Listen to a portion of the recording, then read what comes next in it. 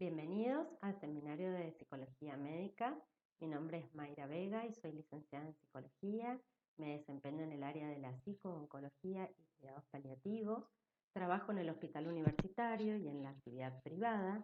Y también soy miembro del equipo docente del curso Relación Médico-Paciente 1. Me complace compartirles la información de este seminario que ha sido pensado y desarrollado en forma conjunta con la licenciada Jennifer Waldheim y espero que les sea de su agrado y que les aporte valiosa información para su formación y su futuro desarrollo profesional. Tal vez alguno de ustedes en algún momento se haya cuestionado por qué hablar de psicología médica, a qué se refiere la psicología médica, debido a que a priori se considera la psicología y la medicina como disciplinas independientes, ¿no? Distintas. Pero actualmente se valora muchísimo en la práctica clínica el trabajo interdisciplinario, lo cual convoca a un equipo de salud a diferentes disciplinas que, si bien tienen una esencia diferente, se pueden articular, buscando que siempre el mayor beneficio del paciente. Es por ello que también surge en los últimos años la disciplina de la psico-oncología, que se desarrolla en base a aportes tanto de la psicología como de la medicina y nos permite a los psicólogos ejercer este rol en los equipos médicos.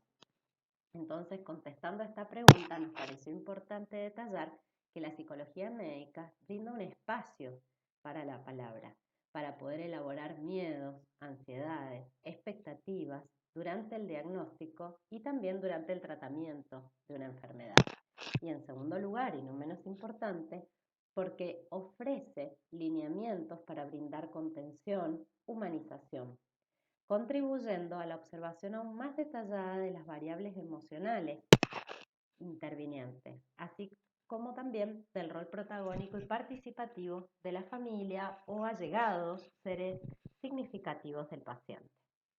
Todo ello permite lograr un enlace con la familia y el equipo de salud.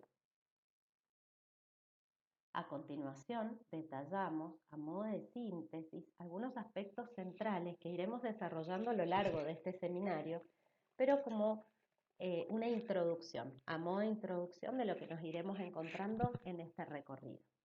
Hablamos de equipo de salud, ¿sí? El psicólogo inserto en el equipo de salud, dedicándose al acompañamiento, en la evaluación, en el diagnóstico y tratamiento.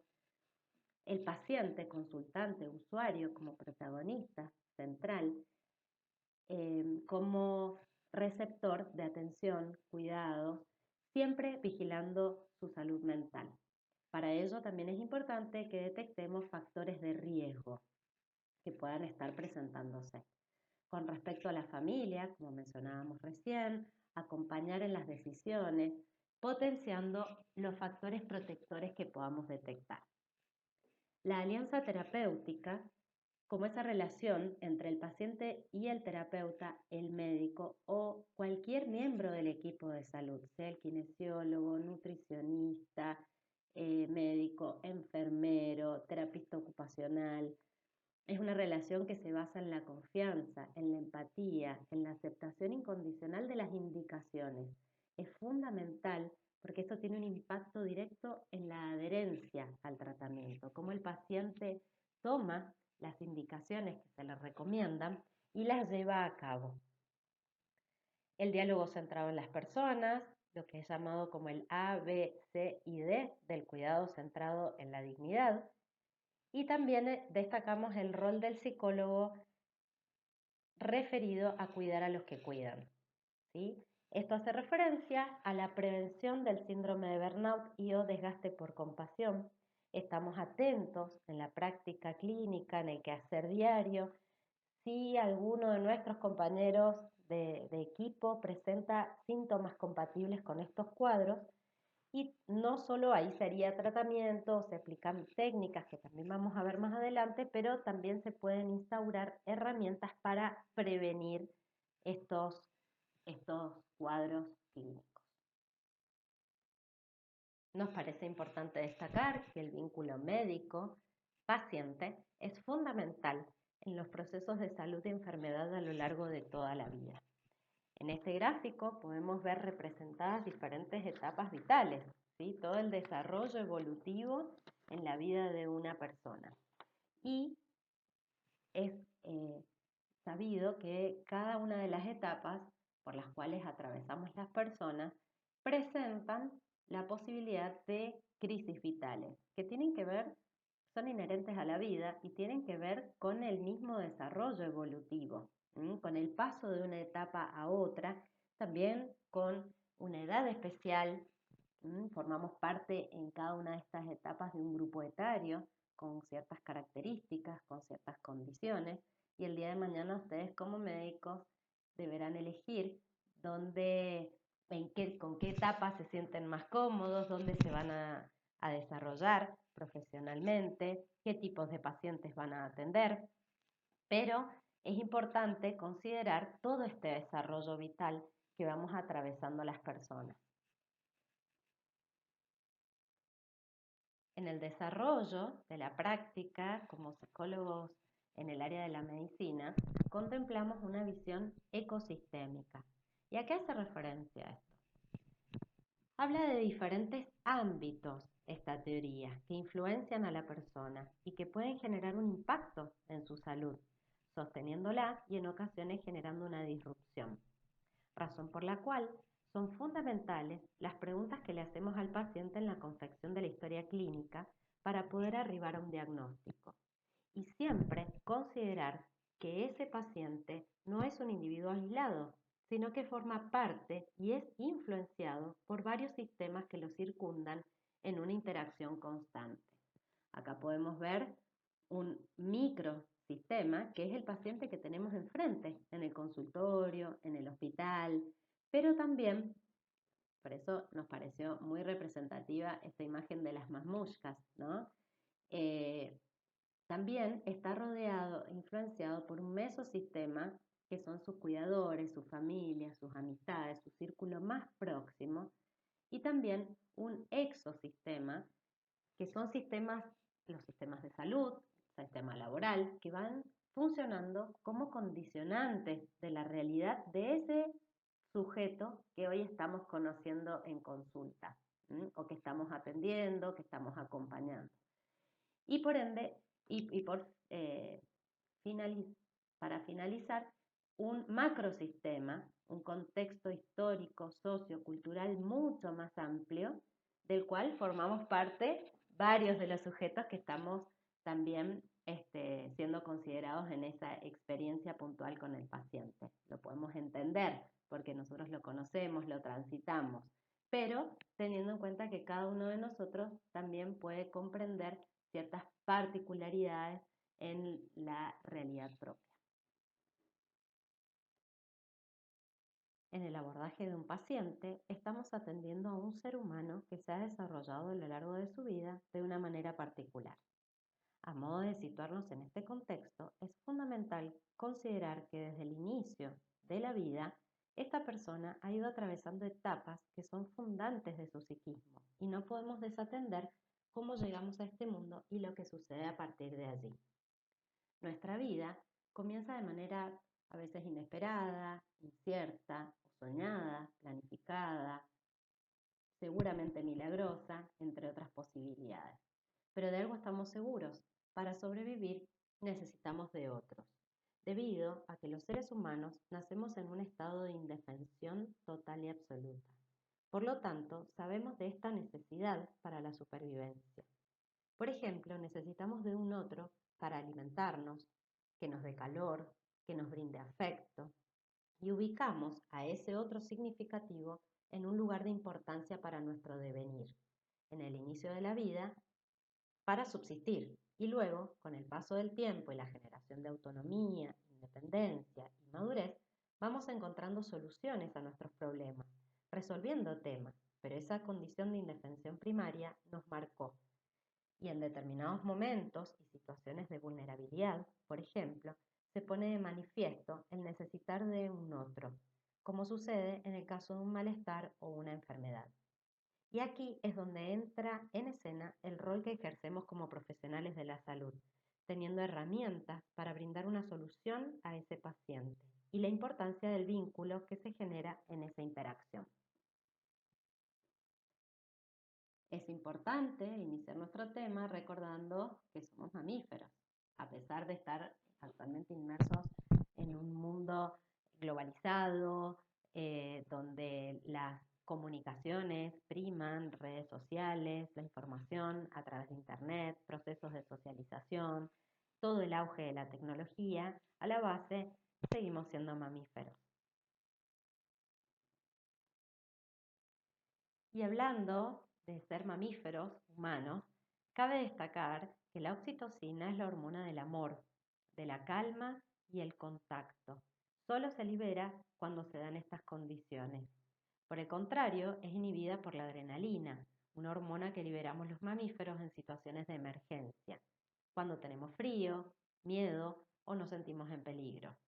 La liberación continua de la oxitocina se da en el embarazo, en el parto, en el nacimiento, en el contacto piel con piel tras el nacimiento, la lactancia, los abrazos, las caricias, relaciones sexuales, entre otras.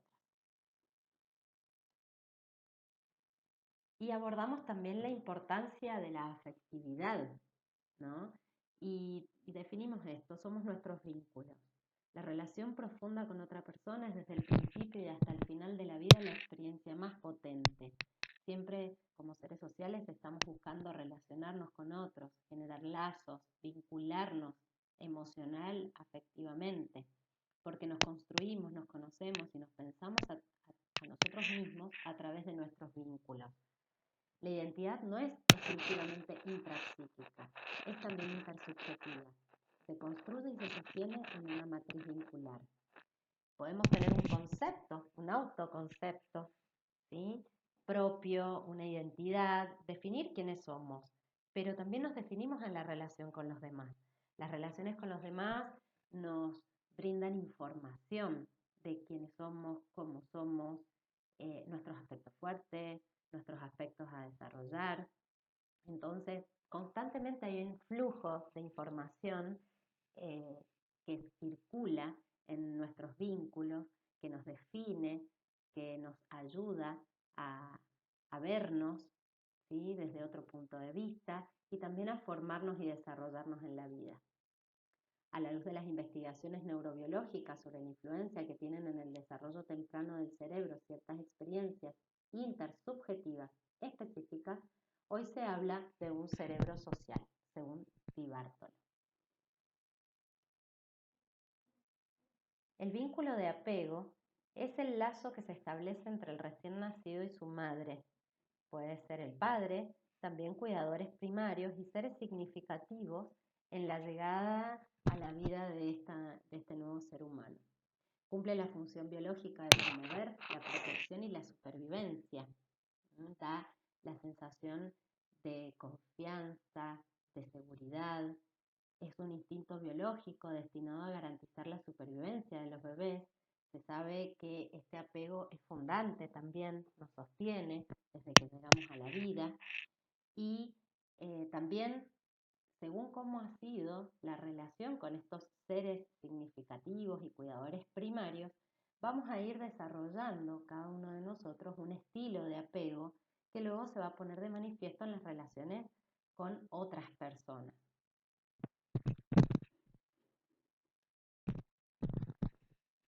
¿A qué vínculos hacemos referencia? A vínculos de confianza y seguridad, entre ellos mamá, papá, cuidadores primarios, más adelante grupos de pares, cuando conformamos una pareja, cuando tenemos hijos y también con los profesionales del equipo de salud y el médico. Acá en primer lugar, como protagonista, el médico también puede generar un vínculo de confianza y seguridad, debería generarlo para el paciente.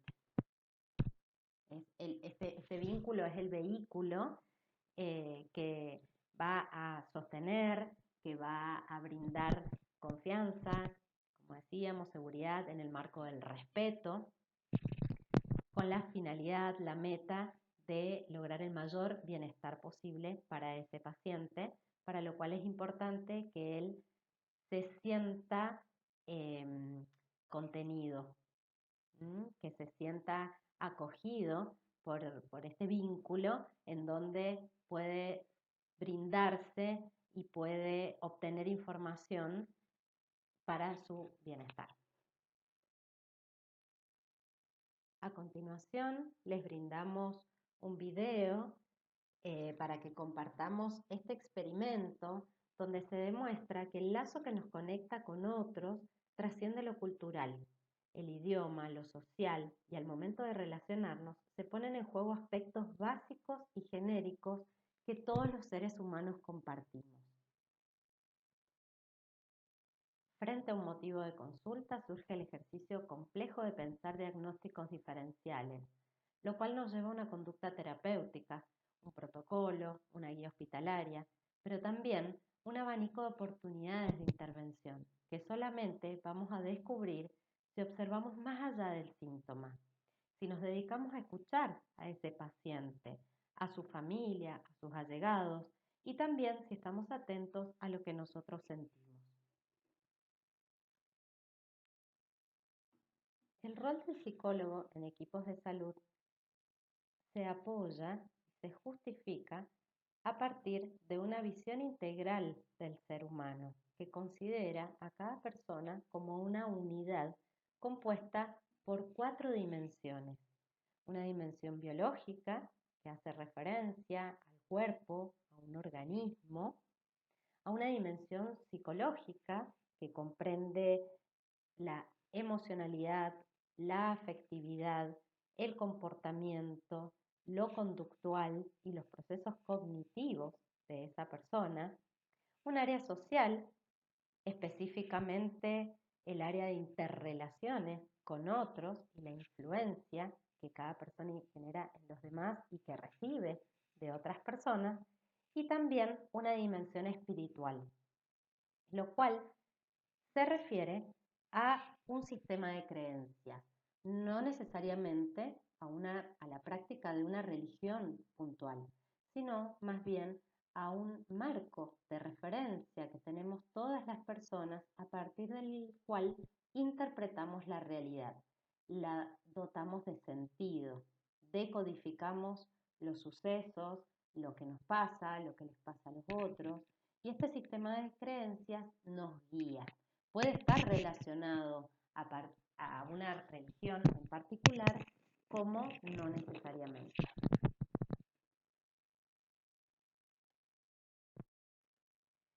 En este gráfico detallamos algunas de las tareas básicas y fundamentales que desarrollamos los psicólogos insertos en un equipo de salud.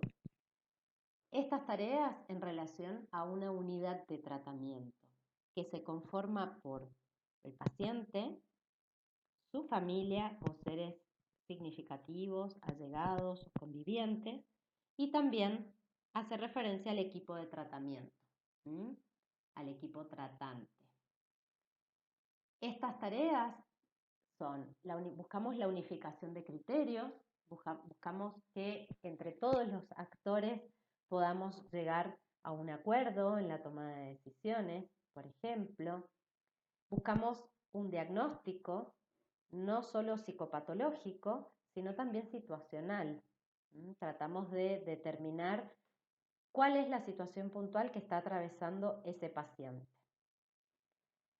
Vamos a buscar optimizar la comunicación, que sea eficaz, que sea fluida, que sea asertiva entre todos estos actores y siempre brindando acompañamiento, guía y orientación. Para contribuir al diagnóstico situacional, una mirada interesante que nos brinda valiosa información es la de indagar los factores psicológicos que inciden en el estado actual del paciente. Los factores psicológicos son un conjunto de características psicológicas de la persona que comprenden un amplio rango de rasgos, habilidades, actitudes y patrones de pensamiento y comportamiento que son determinados por una compleja interacción de factores tanto biológicos ambientales, como así también de experiencias de vida. Es sumamente importante detectarlos y analizarlos para poder elaborar las estrategias de tratamiento. Los factores psicológicos pueden clasificarse en dos tipos: los factores protectores y los factores de riesgo. Los factores protectores o positivos son aquellas características que se pueden encontrar en una persona, en una familia, grupo o comunidad que ayudan a mantener o recuperar la salud y que pueden contrarrestar los efectos de los factores de riesgo. Como psicólogos buscamos, al encontrarlos, vamos a buscar potenciarlos, reforzarlos, fortalecerlos y, dentro de lo posible, que se sostengan en el tiempo. Y los factores de riesgo o negativos son aquellas características o hábitos que aumentan la probabilidad de que una persona se enferme o se lesione. Entonces, al momento de detectar estos factores de riesgo, buscamos que se puedan modificar, intentamos revertirlos, que se mejoren algunas de estas condiciones y siempre vamos a buscar prevenir su aparición. ¿En qué ámbitos podemos encontrar factores protectores y factores de riesgo? En los ámbitos individual, familiar, educativo y social. Mencionaremos algunos ejemplos de factores protectores y factores de riesgo en cada uno de estos ámbitos. Por ejemplo, en el ámbito individual, como factor protector, puede funcionar la capacidad de adaptación de una persona, una adecuada autoestima, habilidades sociales, buenos niveles de autonomía, márgenes de flexibilidad, habilidades variadas de afrontamiento, autoseguridad, autoconfianza. Y como factores de riesgo mencionamos dificultades para el manejo del estrés, baja tolerancia a la frustración, algunos grados de impulsividad, también dificultades para comunicarse con otras personas y lo que llamamos rigidez. En el ámbito familiar, como factores protectores, mencionamos las interacciones positivas entre los miembros de esa familia, una participación activa de cada uno de ellos en la crianza, sobre todo de las figuras de referencia, la dedicación y el apoyo, buenos vínculos de apego, que esta familia funcione, sea funcional e integral, que haya una buena comunicación asertiva, fluida, que se permita la expresión del afecto y la resolución conjunta de problemas. Como factores de riesgo, que es muy importante detectar, podemos mencionar el maltrato, la violencia, una familia desorganizada o desintegrada. Por otro lado, también una familia o muy permisiva o muy autoritaria, que funcione de manera polar. Y a veces niveles de desinterés, aislamiento de los miembros, como una desconexión a nivel afectivo también. En el ámbito social, ¿qué factores van a proteger a una persona? Las interacciones sociales positivas, la participación en grupos, el acceso a servicios sociales y recursos sanitarios, los recursos económicos de los que disponga, la red socioafectiva que sea continente y la posibilidad de asistir a lugares que promuevan estilos de vida saludables. Como factores que ponen en riesgo a una persona en el ámbito social, podemos mencionar el desempleo, el consumo de sustancias, el aislamiento y la marginación, las dificultades económicas, el rechazo de pares, el bullying, también entra aquí en los factores de riesgo, las presiones que se reciben a veces de parte de los grupos para sostener la pertenencia y las circunstancias sociales adversas. Por último, en el ámbito educativo, como factores protectores, nombramos el acceso a la educación en diferentes niveles, la estimulación y desarrollo cognitivo, las posibilidades de participar en instituciones que acompañan, guían y orientan procesos positivos de aprendizaje. ¿Y qué factores pueden poner en riesgo a una persona desde el ámbito educativo? La carencia educativa, escasas posibilidades de acceso, fracasos educativos, deserción y también mencionamos el bullying.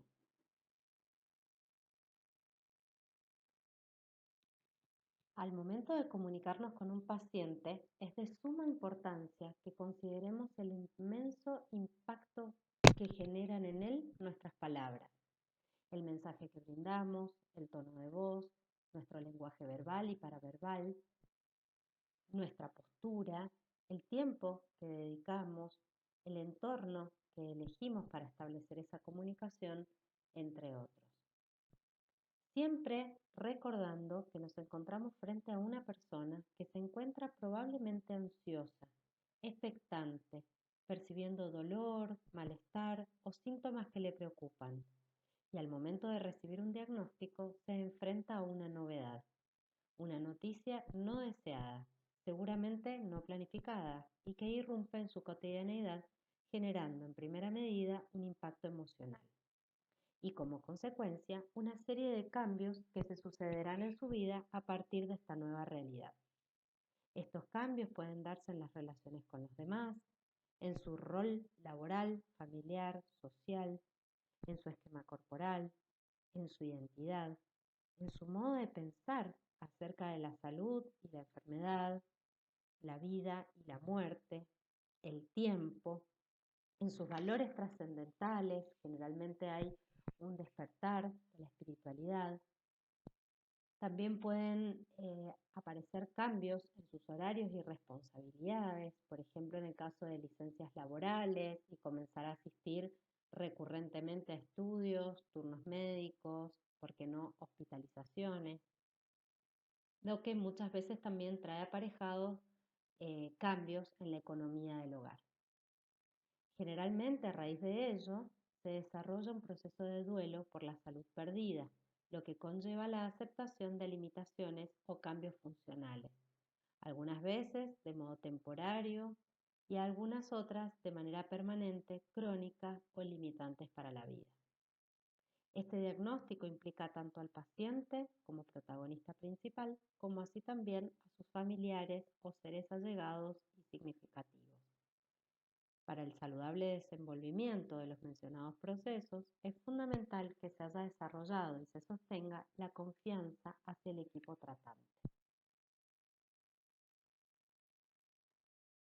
Nos gustó mucho la siguiente reflexión que nos da cuenta de quién es el otro, el contexto en el que nos desempeñamos, y sugerimos recordarla en nuestra práctica diaria para centrarnos y ser delicados, cuidadosos, empáticos al momento de intervenir y o brindar información. Recordando siempre que el paciente no es solo un paciente. El paciente es el amor de alguien, el padre, la madre, el hijo, el abuelo, el amor de la vida de alguien. Y nuestra misión es siempre cuidar y hacer todo lo que podamos por el amor de la vida de alguien. El hecho de enfermar o de conectar con la posibilidad de morir es sin duda uno de los acontecimientos más difíciles de afrontar y con mayor impacto psicológico. En este emergen un intenso flujo de emociones y sentimientos, tanto en el enfermo como en la familia, que por su dificultad en el manejo puede provocar una desestructuración emocional en ambos. Renunciar a la autonomía no es algo sencillo y puede suponer un gran costo. Cuando los pacientes experimentan una alteración radical en sus vidas, puede vivenciarse sufrimiento. Encontrarse enfermo es una cosa, pero sentir que aquello que nos sucede nos está amenazando y debilitando, que ya no somos la persona que antes éramos, puede causar sensaciones de temor, angustia, incertidumbre y desesperanza que afecten tanto al cuerpo como la mente y al alma. Como modo de encarar la comunicación en este contexto, Tanto con el paciente como con sus allegados, la postura de diálogo centrado en la persona se presenta como un modelo basado en la consideración de la dignidad. Hemos citado a Chochinov, quien desarrolló el modelo A, B, C y D del cuidado digno. ¿Y a qué hace referencia este modelo? Es un modelo en el que se trata de abordar al paciente como un ser humano, como una persona con una biografía, o sea, una historia vital previa al diagnóstico. Es fundamental considerar la etapa vital que transita el paciente y sus características específicas, contemplando también aquellos sucesos significativos y dificultades que ocurren en su vida cotidiana. Aquí lo importante es no focalizar la mirada exclusivamente en la enfermedad, sino que logremos tener una mirada amplia e integral de todos los aspectos que componen su realidad actual. La presencia se presenta como uno de los aspectos básicos y hace referencia a la capacidad que tenemos todos de estar conectados con nosotros mismos y con el otro de forma plena, con la conciencia que nos sostiene. Cuando uno se propone acompañar a otro en la enfermedad, la presencia es uno de los conceptos básicos de los fundamentos de la ayuda. Cuando estamos presentes, interesados en el otro y a la vez muy conectados con nosotros mismos también, sin juicios, sin ruidos, en silencio, desde la paz, sensación de serenidad, que promueven en el otro la confianza y la conexión. Ello da inicio a una relación que puede ser muy favorable para la persona que padece estos altos niveles de estrés. Es básica la presencia en la relación terapéutica. Cuando hablamos de empatía, se hace referencia a una habilidad tanto cognitiva como emocional, afectiva del individuo, en la cual este es capaz de ponerse en la situación emocional de otro. Podemos ponernos, como decimos, en sus zapatos, identificarnos con él y entender su situación, sus sentimientos y también sus motivaciones. Y puntualmente en lo concerniente a la dignidad, es importante que sepamos que el modo en que los pacientes perciben la manera en que son vistos es un poderoso medidor de su dignidad. Como tal, cuanto más capaces sean los profesionales de la salud de afirmar el valor del paciente, esto es, de ver la persona que realmente es o era, en vez de ver solamente la enfermedad que padecen, con más probabilidad se verá conservado su sentido de dignidad. En este modelo, la A de actitud subraya la necesidad de que los profesionales sanitarios examinen en primer lugar sus actitudes y sus posiciones acerca de los pacientes. La B hace referencia al comportamiento.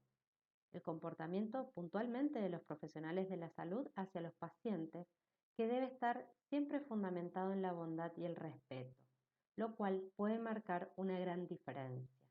Esta calidad de profesionalismo y conexión aumenta también la probabilidad de que el paciente pueda ser directo, que se sienta tranquilo, abierto, franco al momento de darnos información personal que tan a menudo influye en el proceso de los cuidados. La C de compasión se refiere al conocimiento profundo del sufrimiento del otro, junto con un deseo de aliviar ese sufrimiento. La compasión conecta con sentimientos que son evocados a través del contacto con el paciente y cómo estos sentimientos dan forma al modo en que enfocamos el cuidado que ofrecemos. La compasión es algo que se siente, más allá de la simple apreciación intelectual.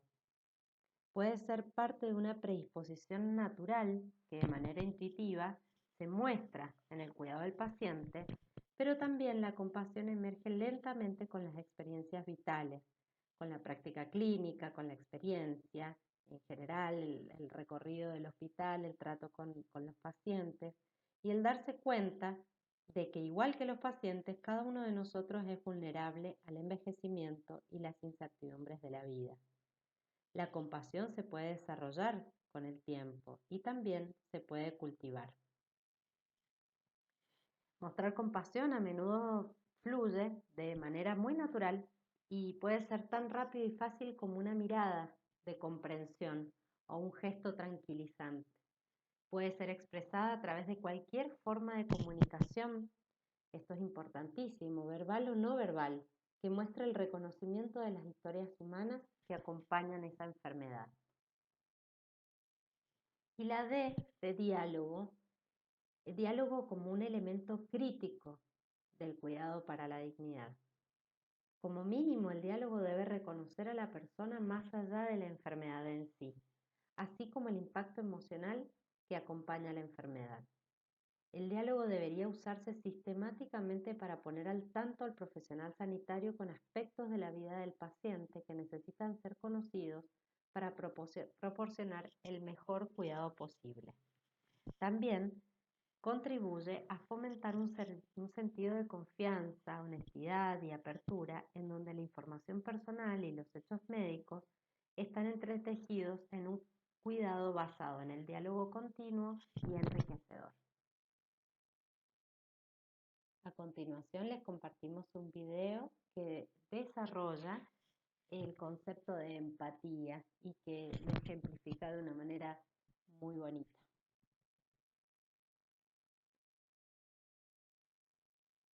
En la actualidad, diversas y numerosas investigaciones avalan que estos conceptos que hemos estado mencionando a lo largo del seminario predisponen y fomentan una mayor y mejor adherencia a los tratamientos, tanto por parte del paciente como del equipo de salud tratante. La adherencia al tratamiento es la medida en la que el paciente asume las normas o consejos dados por el profesional sanitario, tanto desde el punto de vista de hábitos o estilo de vida recomendados, como del propio tratamiento farmacológico prescrito. La Organización Mundial de la Salud detalla dos componentes de la adherencia al tratamiento. Uno de ellos es cuando el paciente cumple, se compromete a seguir minuciosamente todas las indicaciones brindadas por el equipo de salud. Y el segundo es también una parte importante de la adherencia, cuando el paciente evita aquellas conductas de riesgo, evita aquellas posturas que puedan generar algún tipo de complicación al tratamiento o al pronóstico, según el diagnóstico que él tiene. ¿En qué reside la importancia de este concepto? En que podemos encontrarnos con un paciente que muestre altos niveles de adherencia o, todo lo contrario, un paciente resistente al tratamiento. Resistente al tratamiento es un paciente que no cumple con las indicaciones. Falta los turnos médicos, no sigue las indicaciones con respecto a la medicación, no evita conductas de riesgo. Entonces, todo esto tiene consecuencias negativas, probablemente en el pronóstico, y perjudica el bienestar del paciente o la consecución de los objetivos que se hayan planteado en el tratamiento. Importantísimo destacar que para una adecuada adherencia al tratamiento es sumamente importante y fundamental el compromiso, tanto del paciente como del profesional que se ha involucrado en la atención. ¿Recuerdan cuando mencionamos el rol del psicólogo respecto a la unidad de tratamiento conformada por el paciente, la familia y el equipo tratante? Bien, el autocuidado del equipo de salud está dentro del rol del psicólogo respecto a este equipo, ¿sí? A sus pares. ¿Y a qué nos referimos cuando hablamos del autocuidado? Se basa en monitorear a los miembros del equipo y propiciar técnicas, brindar herramientas que contribuyan al autocuidado. ¿A qué se debe esto?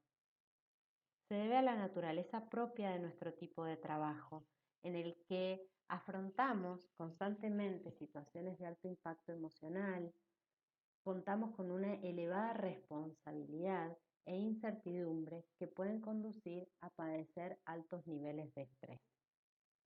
Dentro de los cuadros que podrían presentarse derivados de nuestro trabajo diario, mencionamos el síndrome de burnout y el desgaste por empatía.